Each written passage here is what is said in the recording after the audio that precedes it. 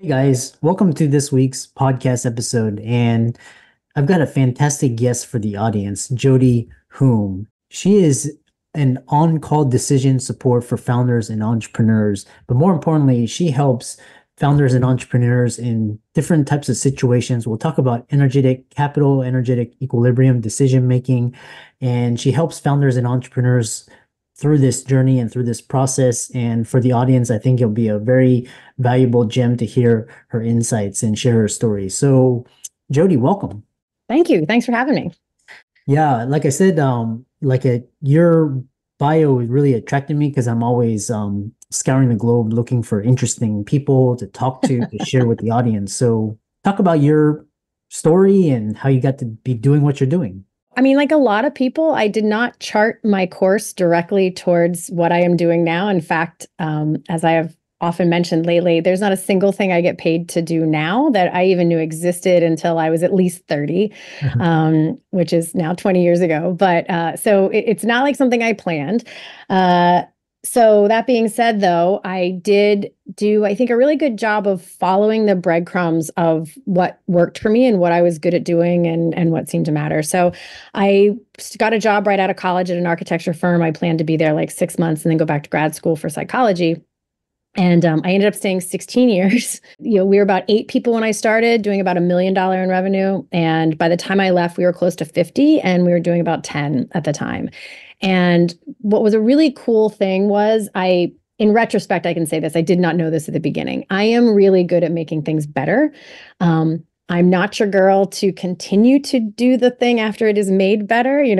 Once there's a system in place, work that system over and over and over again. That's not my best skill set, but that was perfect because we were growing and they just wanted to be architects. And so first I had marketing under me. And once I got that under wraps, then we had some issues with the financial department. So I took that over. And to make a long story short, eventually I just became the COO. I was handling everything that wasn't architecture. They just wanted to be architects, and I liked working the rest of the business and making it better. And we had a really great leadership team. And the best part of my experience, though, better than any MBA I could have gotten, was from the very beginning, I sat in on the weekly leadership team meetings that firm had, which I highly recommend having, regular, really in-depth leadership team meetings, not just where you're reporting out, but where you are grappling with the decisions of the company as a whole.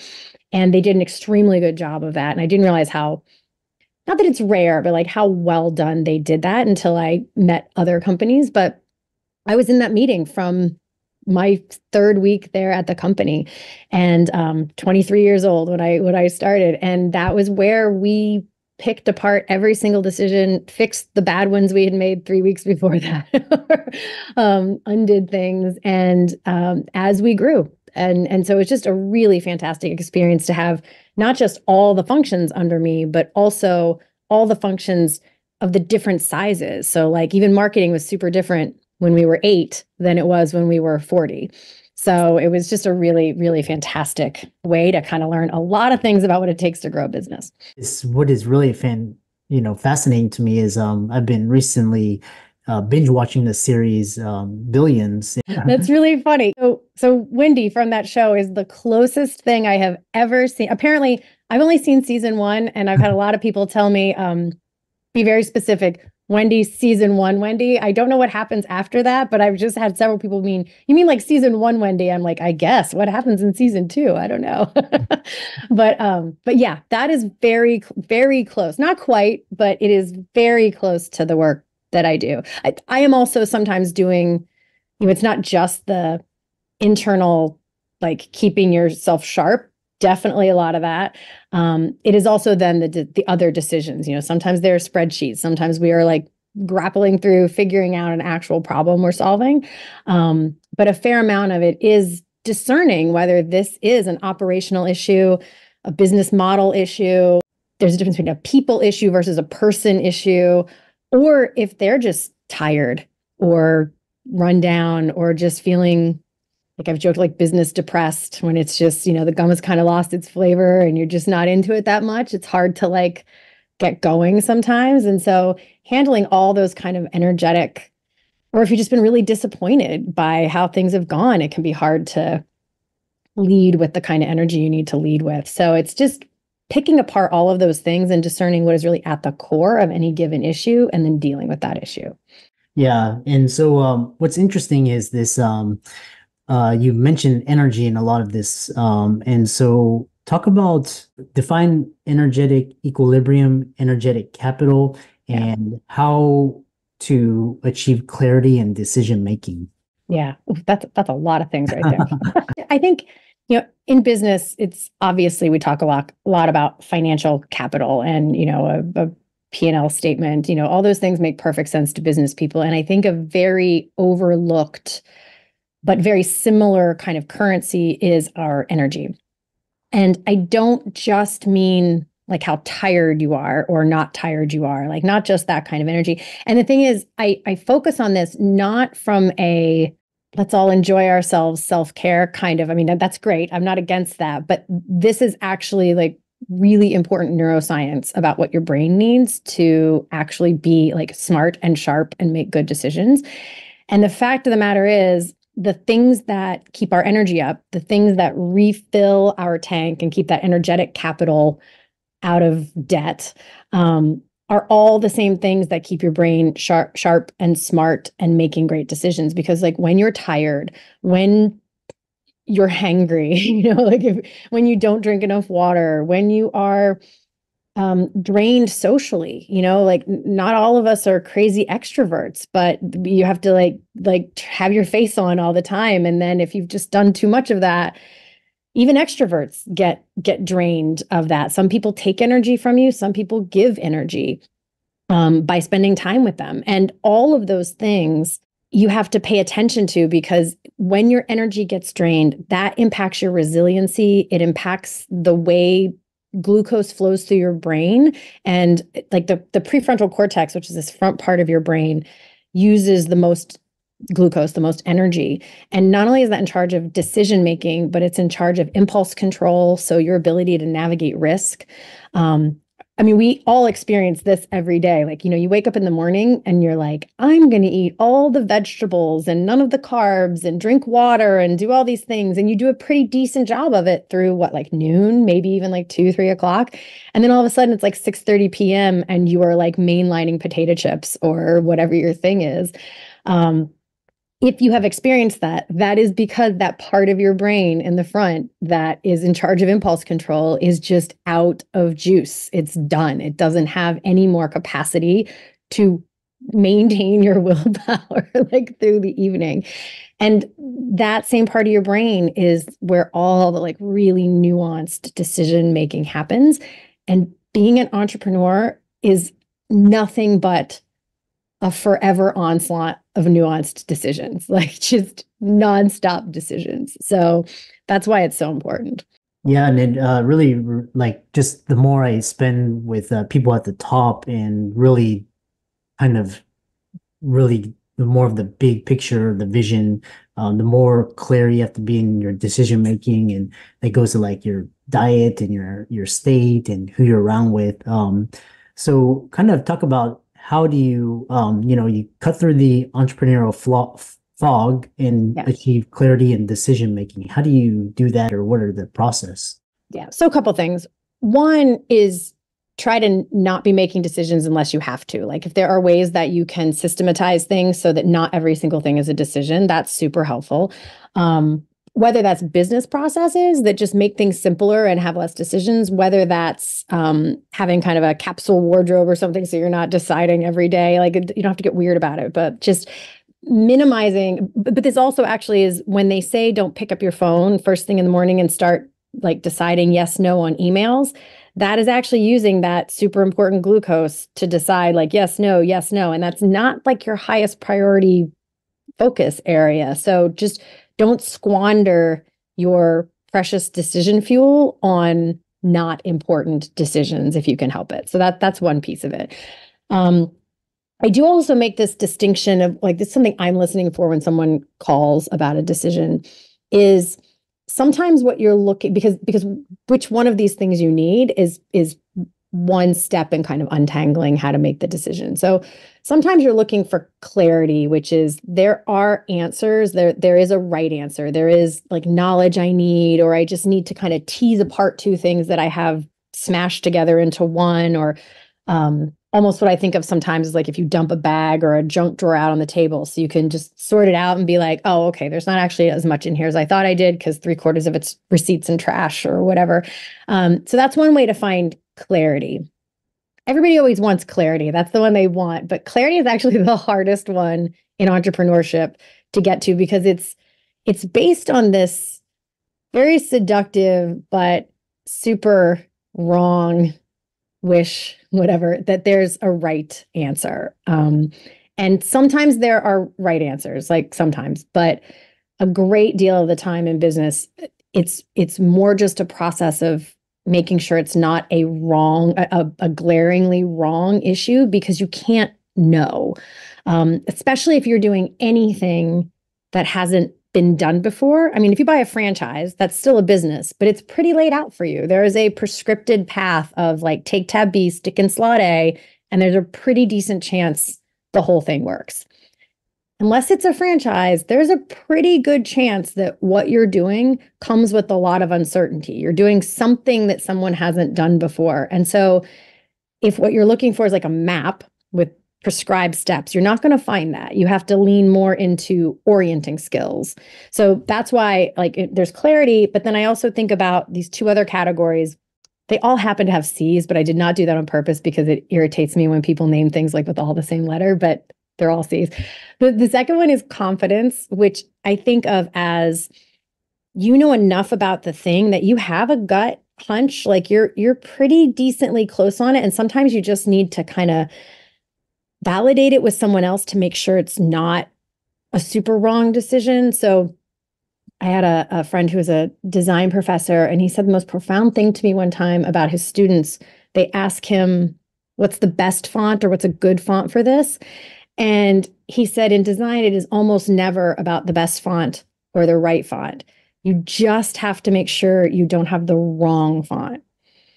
Because as long as it's readable and it's not overwhelmingly distracting, it's probably fine. And spending a ton of time just tweaking the exact right difference between two fonts, no one's going to notice. It doesn't matter. And so kind of lean into that because as an entrepreneur, you are much bigger risk of the cost of dragging your feet and not just deciding than you are at making some decision that will scuttle everything. Like you make a decision and then you trust in your ability to adapt and course correct after that, which leads me to my last one. So there's clarity, there's confidence, and then there's courage because there are just times where you can't know. I mean, we all leaned hard into this in 2020. There were so many things that we wanted so badly to make good decisions about, but we just couldn't know. I remember being in conversations with people around, well, let's send everybody home for 2 weeks and then we'll reevaluate. It's like, we thought that was like an overextended amount of time. We thought 2 weeks, that'll be plenty. Everything will be fine.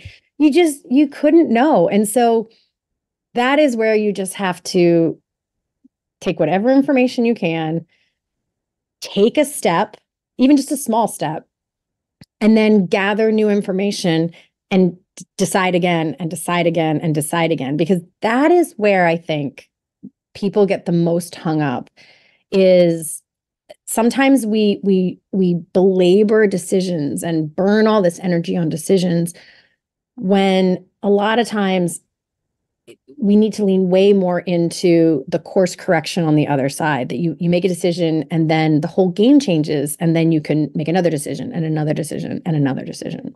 So those are some of the big ones. Yeah, it reminds me of Jeff Bezos. He's talking about reversible and irreversible, and the Yes. reversible ones were the ones you were talking about, just iterate very quickly, especially in the startup world or founder world. And then the irreversible ones, that's the one you want to like ponder and talk and get input and, your inner circle. And the other thing is, which is interesting is, I know coming on close, but talk about this idea of state management and decision making. Because if you're in an angry state or just kind of Oh, brain fog, like sometimes I gotta just, do a sprint or a cold shower just to wake myself up and feel refreshed. So talk about state yes. management.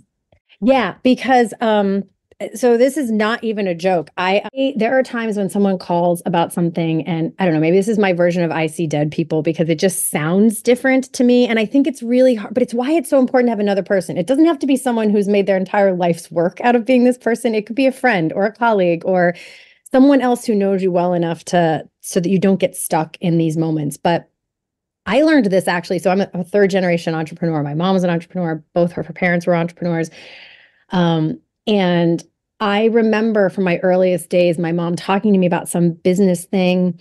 And I could tell the difference between whether, you know, down deep, she thought it was a bad idea. And she just kind of knew that, but she wasn't quite ready to like say that versus the way it sounds when someone down deep, they know it's a good idea, but they're just scared, because it's a big deal. It's a big leap. And so they just kind of need to get grounded and like, I know that's that like confidence. I know it's a good idea. I'm just like, it's scary. That's a different feeling than like, oh, I think this is a really bad idea. My gut says it's a bad Yeah. idea. Versus, and this was the thing I most remember from my work with my mom. There were times where I could just tell it was neither of those things. She was just exhausted. Mhm. And when you get run down, your brain, like it's when decisions kind of just loop, or if you answer that question, you're like, yeah, but there's also this, or yeah, but there's also this. It's like there's this just like fuzziness to it, like the confusion. A lot of times that is that you are just so tired, you Mhm. couldn't decide between a hamburger and a cheeseburger. It's just you are done. And sometimes that needs rest. Like I say, exhausted, but it can also be those other kinds of depletion where you just need to get away. You need some, like the cold shower, you need some sort of pattern interrupt. Yeah. Entrepreneurs aren't great at resting, but there's actually 7 kinds of rest.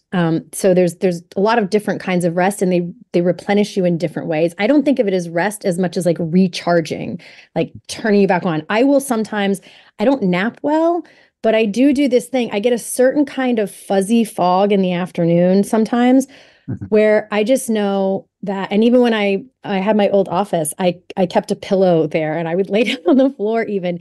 It's not really a nap. It's like 12 minutes. I mean, I think I'm awake the whole time until I just suddenly like open my eyes and I realize I had sort of drifted off, but it's like a reboot. And then my brain is like back on track. Going outside and walking forward and like making sure to like look left and right. I won't take the time to explain what that does for your brain, but like walking forward, not like you'd walk backwards, but it is an important part. It's different than just standing outside. Walking forward and like looking left and right does this like recalibration thing in your brain that resets it. And so those are many of the kind of states to watch out for because all of those means you're not making your best decisions. The other one is a big stack of emotional things, like when you are angry, when you need to sulk, when you are irritated or just impatient with people, all things that are very natural to feel. But your emotional contagion not only toxifies the culture more than anyone else having that emotional contagion, but it also gets in the way of really good decision making. It takes that glucose from the part of your brain that's really smart and it takes it back into that emotional part of the brain. Mhm. And Mhm. so emotional regulation is part of decision making. In fact, that's actually one point I forgot to make early on. A lot of people, a lot of coaches talk about things that fall under that category of executive function, which is decision making, strategizing, visioning, prioritizing, things that we all know are super important for entrepreneurs. What most people don't know or haven't really been immersed in is that there's executive functioning. There's a whole set of things that are precursors to executive functioning, which involve emotional regulation Mhm. and energetic regulation, which is sleep regulation and all of those kinds of things. If you are dysregulated emotionally or energetically, Mhm. that gets in the way of all those things that we know we have to do as really smart entrepreneurs. And so it's not just like a nice thing to be able to regulate your emotions. It's actually a very strategic neuroscience-based thing as a leader that you need to be able to do. How can people contact you and check out your social media, follow you, and reach out to you? Yep. So you can information, if you go to schedulejodi.com, all of my little links are there for social media. Are also free to schedule a connection call there if you just want to chat. That is not a sales call unless you explicitly ask me for that. You can just use it as a like tryout on-call decision support. I'm a firm believer that if someone like I would never try to sell someone who wasn't like, I'm very interested in this. And then I will also put a link at, if you go to atthecore.com, which is my website, rest, there's a download thing there for the 7 kinds of rest, which actually walks you through like one kind of rest each day to practice and try out each of the different kinds of rest. Because like I said, entrepreneurs are terrible at resting, as am I. But when I found that 7 kinds of rest, that is what actually helped me realize like other ways I can more effectively recharge than trying to rest, because we're pretty bad at that. We need more like active rest than passive rest.